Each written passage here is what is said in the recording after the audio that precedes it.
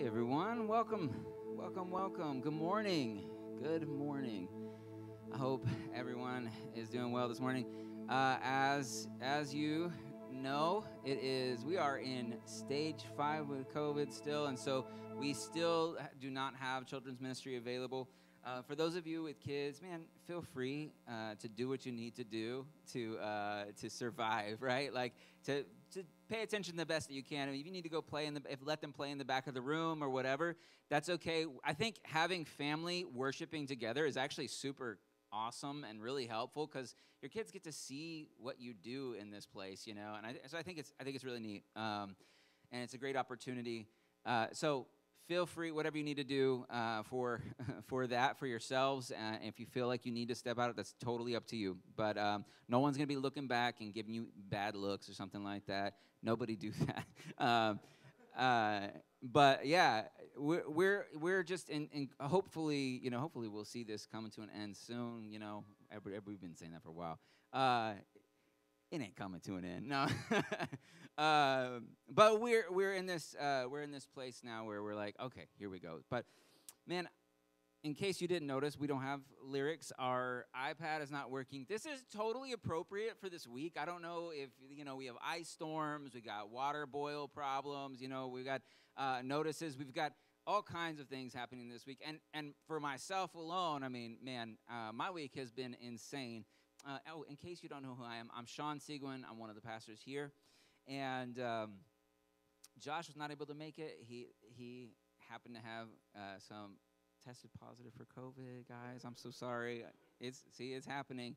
But, man, so here we are. But this has been an insane week. I mean, an insane week, not just the norm for us, but like, some of you know that, on Tuesday, our 1-year-old had surgery to have, like, tumors removed from her, and they had a biopsy done. We were praying, like, that we wouldn't need chemo for our 1-year-old daughter, and praise God we don't.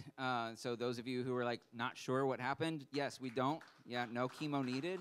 But what I just wanted to just kind of just say thank you to everyone, because I know a lot of you checked in with us, were praying with us and praying for us, and even we were gifted, with a lot of help, HEB gift cards and stuff. Thank you to the Coopers for driving all that stuff out and giving us some pizza for the night too. So we've just been so blessed and so taken care of in the middle of absolute chaos. And so and here we are also trying to figure out, like, okay, I'm going to be preaching this week, and I'm processing some of this stuff as well, and thinking through. And what we did was we're doing this as a standalone sermon, working through Psalm 23. This wasn't one of those sermons I had in my back pocket that I was like, hey, everybody, I'm going to pull out my good stuff here since I didn't have enough time to prepare, but I want to show off my best preaching skills. This isn't that. This is me going, hey, I need this verse this week, and I hope that it's as helpful for you as it is for me.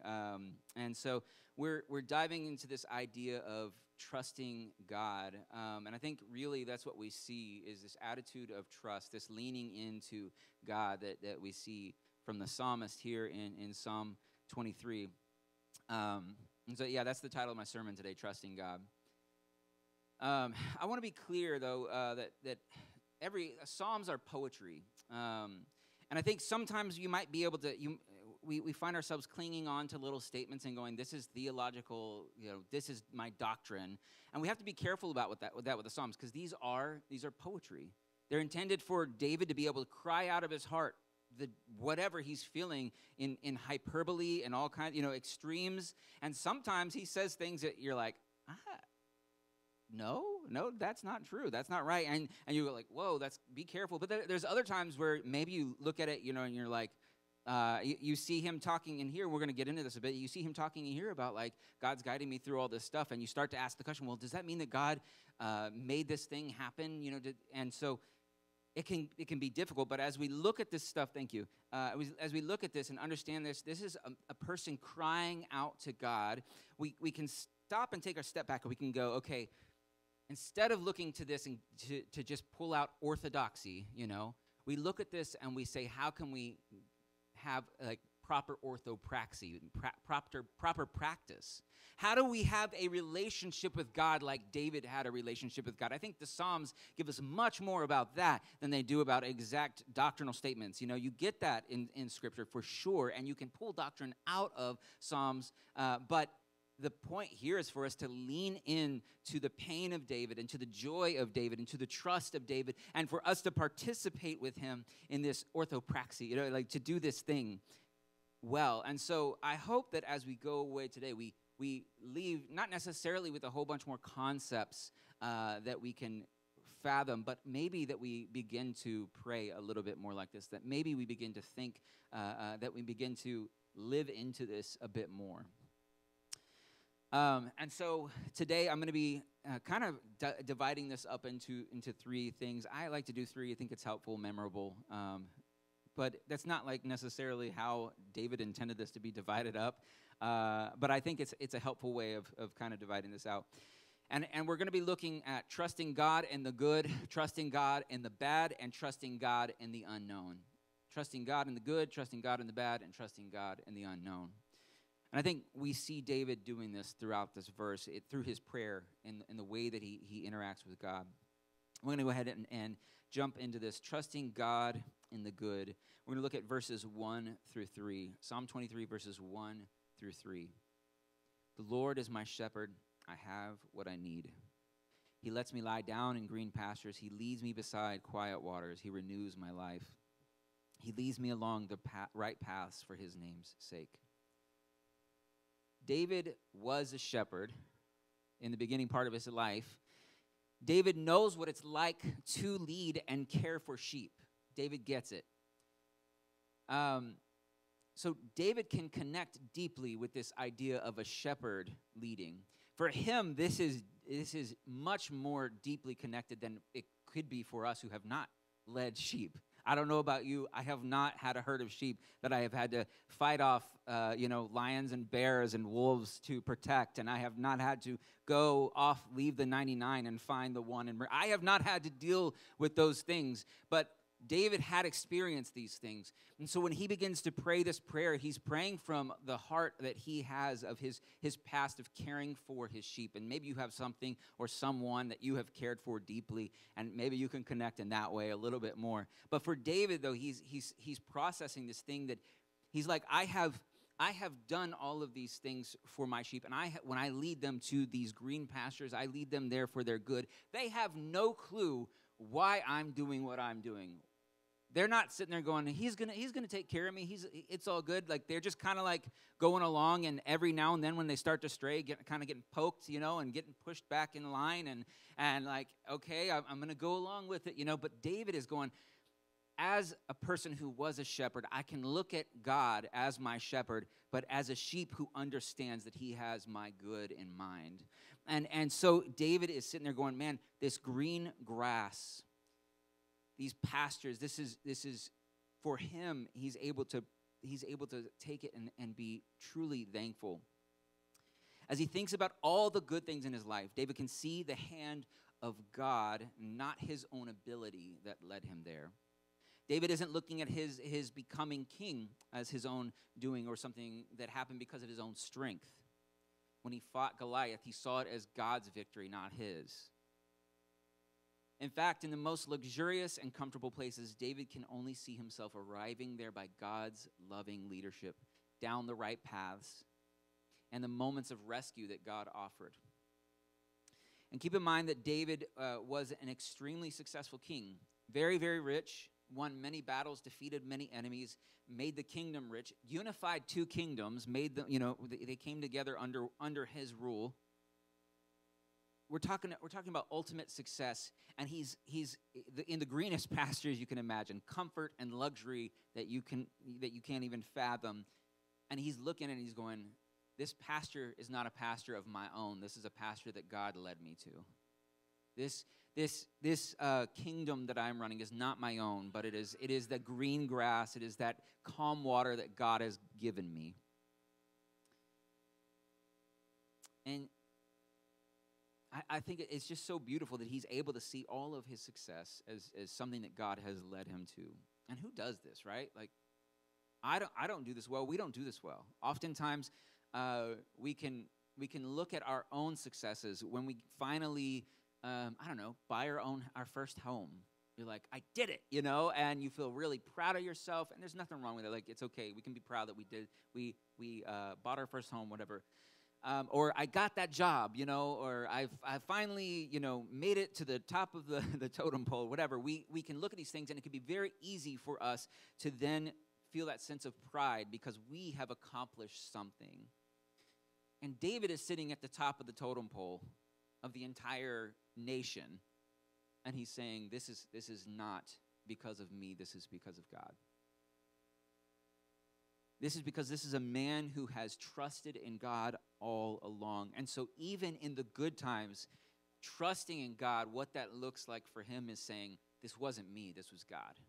This grass, this green grass, this easy life right now, this is not because of anything that I've done, it's because of what God has done for me. Trusting God in the good is oftentimes not as easy as it sounds. Oftentimes we find ourselves, again, being prideful and taking credit for things, not turning to God and saying thank you. Oftentimes when we are in our best place, we're not turning to God to talk to him at all. Many of us don't pray until we're in a bad situation, you know what I mean? But David understands the practice of leaning on him, on God, and trusting in God in all things. This had me thinking a little bit about a small scene from an old movie from the 80s, from 88, The Land Before Time. Anybody saw The Land Before Time? Yeah, what's up? Not the 2, 3, 4, 5, 6, 7, 8, 9, 10. None of those. The first one. The first one. Now, I had a video clip for you, which I never do. Sorry. Someone said you should show it on your phone, like, no, we can't do that. But I'll describe the scene, and forgive me if it's not as great as their acting, because they were wonderful little actors and actresses. So many of you may remember this. There's a scene in the movie where they're looking for food. There's dead trees everywhere, and they finally come across food. Littlefoot, the main character, the long neck, he's with his little herd of all kinds of different dinosaurs, and they work their way to this tree. They find this tree. They find a way to get up. They get all these leaves down. They're all excited, but there's one little dinosaur, and she's just being a little jerk, Her name is Sarah, okay? Spelled C-E-R-A, which Triceratops, huh? In case you didn't know that. Sarah is just kind of mean and grumpy, but they kind of they're so friendly and loving. They're like, come on. And she's like, I'm going to get my own food, I don't know if I did justice to that. But here she's looking up at the tree. And so she's like, I'm going to do it on my own. And so she starts ramming this tree with her horns, and, nothing's going to happen. Nothing's shaking or anything. And Littlefoot goes over and gets some of his leaves out of his pile and pours them on when she hits the tree, right? And she looks around and she's like, I did it. And she grabs her leaves and she's eating, and she walks away and she's like, I'm doing it on my own. And she's really annoying. Don't be a Sarah. I mean, that's really the point of this. Don't be a Sarah. Oftentimes, God's provision, he's just he's like, you're working so hard right now. Let me help you out, little guy. You've been trying on your own so hard. Let me give you something here. And oftentimes we can take that little bit of success and go, I'm doing it on my own. We think we've got it all figured out on our own. And all the while, every bit of that provision was from God. Every bit of your sustenance comes from God. We find ourselves doing this even in the good. Even when we get good gifts, we find ourselves going, look what I was able to do. Look what I was able to accomplish. And here we see David saying, in the midst of vast luxury, God has led me to this green pasture and beside these still waters. And I'm able to survive and thrive because of who he is and what he has done for me. He's a good shepherd who cares about me deeply. I couldn't have done this on my own. Putting himself in the place of the sheep that's just kind of following, wherever he's kind of going, wherever the shepherd's going. I mean, what a strange thing for a king to do. You know, it's strange enough for him to originally have been a shepherd, to come from such lowly beginnings, but then to identify himself as a sheep. It's so humble and so beautiful. Man. Now, I want us to keep in mind as we think through this that again, we're not talking about perfect doctrine, orthodoxy here. It's possible that you have run from God's leading, and you found yourself in a comfortable place. Right? It's possible that I think we can run, and I think He allows that. He gives us space for that. And that you ended up in a place that you feel comfortable for the moment. I should warn you that comfort's not going to last very long. I mean, like, you're going to realize really soon that you're doing this on your own, and it's a struggle. And so I think sometimes when we're reading this psalm, we're like, yes, you know, we're sheep, He's the shepherd, and everywhere I go, He's just every step of the way making us go every step of the way. But I think there's room for us to wander, and He gives us that room to wander, and then He draws us back in. And so you may be in a comfortable place right now, and maybe you haven't spent any time trusting in God and relying on God and leaning on God. And maybe you're a lot more like Sarah, where you think you're doing it on your own, when in reality, God's still kind of like, here you go, let me help you a little bit here. You're struggling. Isn't it beautiful that we are able to do that? That there's grace for that God is able to, that He is like, I'm big enough to handle that. I'm there to walk with you, even when you think you're in good green pastures, and actually you've led yourself to a really, really dangerous place. I'm here for you, and I love you. All you have to do is turn to me at any moment, you know. And so I think there's just that beauty in the goodness of God, that we can look at Him and say, you know what, He is such a good shepherd, that even when we stray, even when we wander, He's still going to come after. He's going to leave the 99 and come find us, right? He's going to come and get us and bring us back. And I would encourage you, wherever you're at, whether you have been leaning and trusting on God and you following in the right path, or you've strayed, or whatever, wherever you're at, turn to Him now. Thank Him now for sustaining you for this long, and enter into that relationship more deeply. Trust in Him more, again and again. But when all things are good, trusting God looks a lot more like humility and recognition of God's provision, I think, than just simply like, it's hard to imagine like trusting in God when things are going well, but like it really is simply just that recognition. And so while we ought to trust in God, in God and in the good, we also need to think about trusting God in the bad, though, right? When those difficult times come. And this is often what we think about when we think about trusting in God. We're in verse 4 and 5. We're going to read. It says this: even when I go through the darkest valley, I fear no danger, for you are with me. Your rod and your staff, they comfort me. You prepare a table before me in the presence of my enemies. You anoint my head with oil. My cup overflows. Imagine being a sheep in a herd. You have just been led through the greenest fields on the most beautiful hilltops, and you're coming down from the mountain to find a dark valley. Darkness means enemies are everywhere. Potential enemies are everywhere. Valley means that you no longer have the high ground. You're vulnerable. You are an herbivore, and you could be devoured at any moment. And right as you set your eyes on the dark valley, you start to leave the herd and try to head for higher ground. You want to go back to the bright place that had all the lush grass. And right then you feel a sharp pain in your side that jolts you and forces you back in line. But you're still frightened.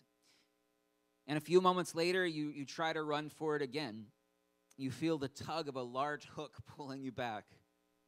And by the time you get back in line, you are already in the valley. You hear wolves howling, and you are very nervous, you know.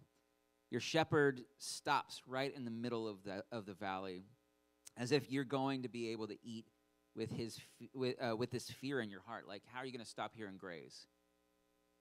But then you look up and see your shepherd with the same instrument that poked you and the other one that pulled you, and you begin to feel comforted because you know that he has fought off many wild beasts with those instruments. And somehow you find enough peace to stop and eat right there. As David considers the worst possible scenarios he has faced or could ever face, he doesn't see this as God just leaving him alone. The darkest valley, the potential dangers, and even when surrounded by enemies, David sees God leading him and present. While no sheep would actually feel comfortable by a shepherd's rod and staff, I don't think, David views God's gentle and rough at times, redirecting as loving and caring. David also sees how these instruments have been used to keep predators from eating the sheep and identifies God as doing the same for him in times when he was on the run and hiding from enemies. Now, how do you deal with dark valleys and those painful proddings and pullings that force you in a different direction you had planned to go?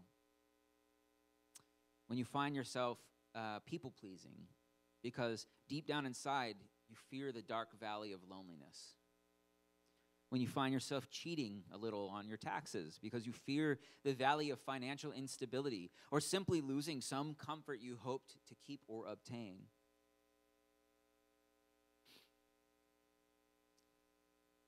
When life is chaotic and you try to gain control by forcing your children to act a certain way.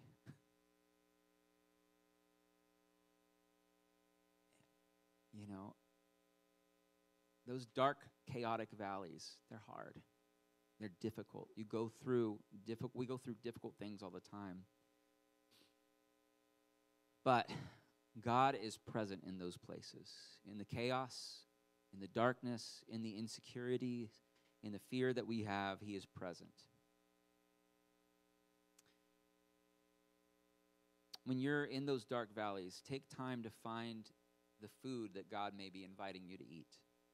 That's I would encourage you to do.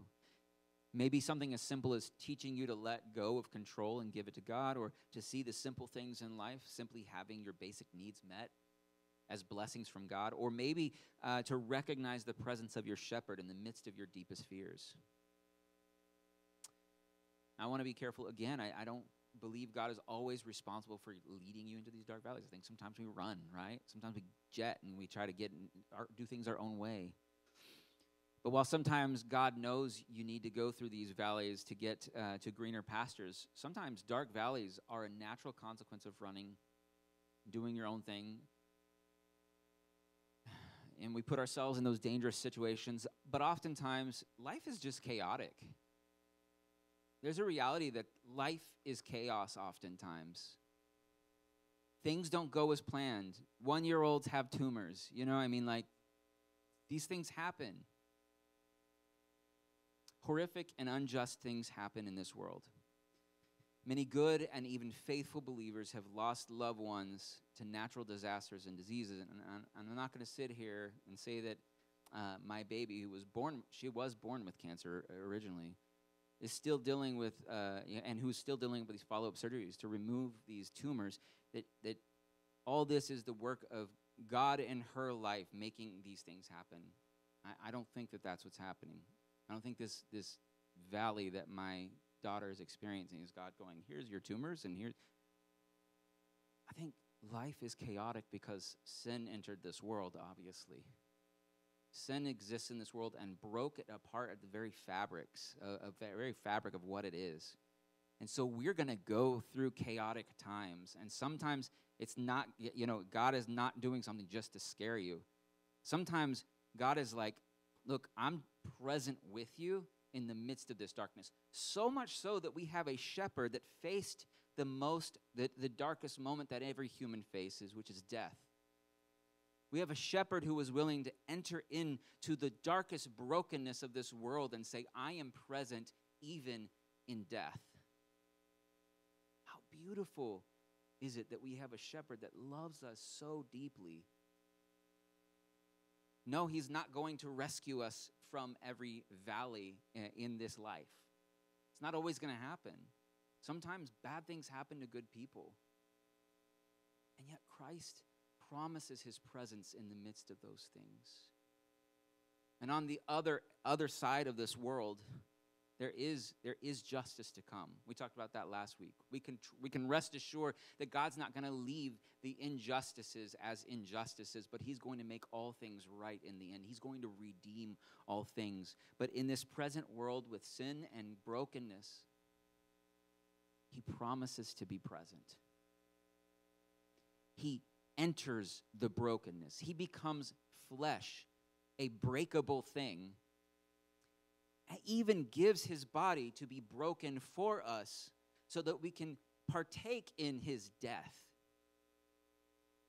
I mean, do you realize if you think that you're the only one going through chaos and brokenness in this world and you're just like, where has God been? Know that God went there. He went there. And he's holding you and he's with you all along the way. And you're going to come out the other side with him. His resurrection is proof of that. The darkness and the brokenness comes to an end for those who place their trust in Christ Jesus. He is a good shepherd who even in the darkest valleys, whether he has created those valleys or he has walked with you through them and entered into those places with you, no matter what, he is going to take you through them, whether it's in this life or it's in the next. There will be justice brought upon us, justice brought to this world. And we can rest in that. We can rest that our shepherd is good. I think sometimes it's hard. It's hard to say that, God is good in the midst of these kinds of situations, in the midst of your darkest moments, where you can look and you can go, where was God when this happened?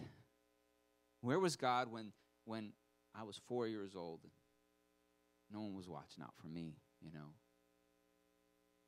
Where was God in this moment? We can look at these situations in our life and ask this question. And I can promise you that Christ entered those darkest places, that he is present with you. And as scary and as difficult as it is, he didn't promise to take away all the problems, but he does promise to be present, and he will redeem all things. So we have a shepherd that isn't just going to, be like, okay, there's the valley over there. I'm God, so I can't really get into that mess. Go ahead, He goes with us. And I think, the comfort that comes from that for me is just phenomenal, to know that he's present with me in my brokenness. So as we trust in God in the good, it keeps us humble. As we trust in God in the bad, it leads us through. But as we, but we even need to trust God in the unknown. And we're in verse 6 now. Only goodness and faithful love will pursue me all the days of my life, and I will dwell in the house of the Lord as long as I live.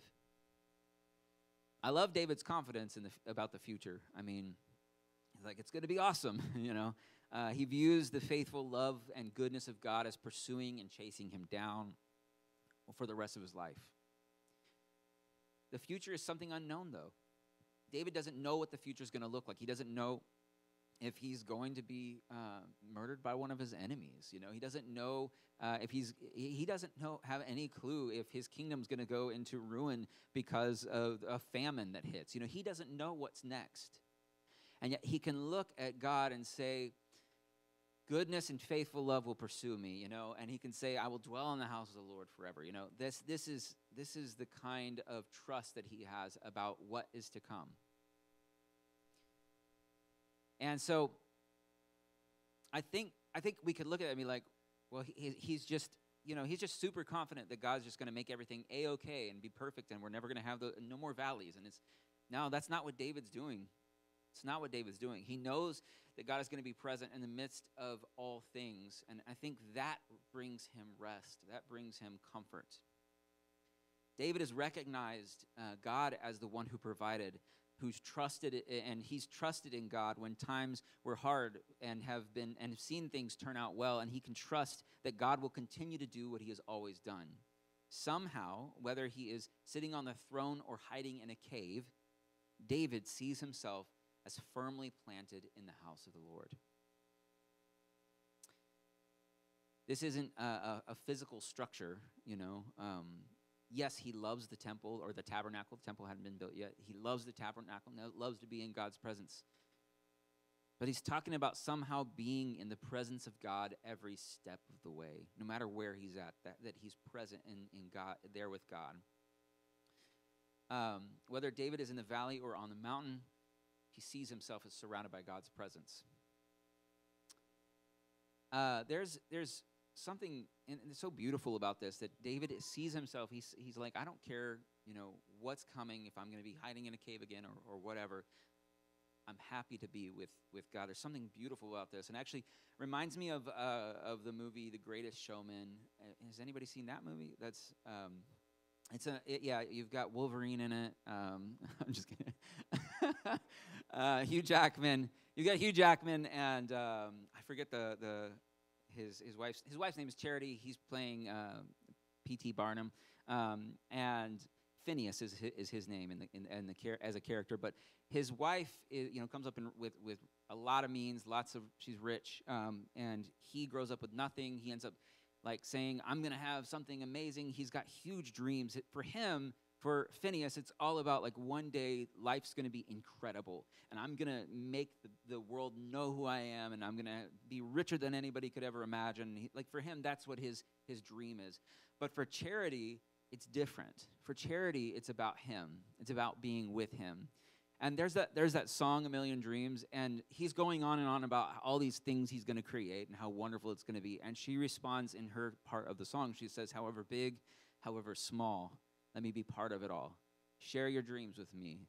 You may be right, you may be wrong, but say that you'll bring me along to the world you see, to the world I close my eyes to see, to the world I close my eyes to see. For her, it doesn't matter if Phineas ends up being the richest man ever. For her, it's, I just love this man, and I want to be with him, no matter where he goes. There's a sense of like, that's all that matters. And I think David is in this place where he's like, God, much better than Phineas, not a man who's chasing after riches, but a God who's actually after our own good and his own glory, who is going to make all things right, a God who knows how to do all things, a God who is worthy of being trusted in this way. We can look to him and we can just go with him. And this is what David sees himself as, like pursuing God no matter what. And so for him, the future is unknown. No matter how big it may seem, no matter how grand his future may be, or how low it goes, he's there to be with God. That's all he wants. And so for him, trusting God in the unknown is to say, not my will, but yours be done. Not my will, but yours be done. The same prayer that Christ prayed in the garden. And the same thing we can pray to God. I mean, man, how often have I prayed for healings for people, and I have to hand that back to God and say, but it's up to you, Lord. This is yours. It's not up to me. I'm not the one who does the healing. I'm going to trust you with this. How many times have things just not gone the way I expected? And when you're looking to God to just fix your problems, what's going to happen is eventually he's not going to fix the problem you think needs to be fixed, and you will stop following, because in reality you weren't ever really following him. You were following your own dream. You were following your own thing that you wanted. And here we see David saying, no, you need to, I'm going to follow God no matter what that looks like. I trust that goodness and mercy will follow me, but that goodness and that mercy, he's not looking at it and expecting it to be just perfect, days all the time. But the blessing of being near his shepherd, but the blessing of being near his God. We can trust God in the unknown, and we can trust him wherever we are going. And trusting God in the unknown should bring peace where fear once ruled. Trusting God in the unknown should bring peace where fear once ruled. I think that's what we see in David. And we see David's called a man after God's own heart, This is a man who clearly, it's like, I'll identify with the sheep. I'll be a sheep, and I'll just go wherever you say, God. I'll go through that valley. It looks horrible. I'll go there. I know you're going to be with me. And the good thing is, I know you're going to protect me while I'm there. I'll be okay. I know that goodness and blessings and these things are going to follow me wherever I go. They may not look like I think they should look, but I trust that whatever those blessings are going to be what you need me to have, what you want me to have. And then on the other end, I get to be with you all the days of my life. We're going to go up and down these hills. We're going to go down by rivers, and we're going to experience. I may experience drought. I may experience horrible things, but you're going to be present all along the way. And that's all I want. This is what it looks like to trust God. I'm going to close with this. Trusting God is actually the basis of our salvation, right? As we trust Christ in his death and his resurrection and follow him as disciples, we follow him through difficult places, but only in following Christ are we guaranteed to make it through those places. Maybe not in this world, right, but in the world to come. We find eternal life even here and now, though. We get tastes of it here and now as we trust in him. So trust in God in the good and keep your hearts humble. Trust in God in the bad to be led through to the other side, and trust God in the unknown to gain peace that surpasses all understanding. I'm going to go ahead and pray, and we're going to have a time of communion here. God, thank you so much that you are a good and loving shepherd, that you care for us. Even when it seems like we have nothing of value to offer you, for some reason you deeply love us. You continue to pour out your blessings upon us. You continue to walk with us through those dark valleys, and sometimes it doesn't look like what we want. Rescue doesn't always look like what we want, but God, you are present. Teach us to trust you, to lean into you every step of the way. Forgive us when we fall short in that. Help us to return to you if we have run. And God, continue to just move us into deeper levels of intimacy and communion with you. In your name we pray. Amen.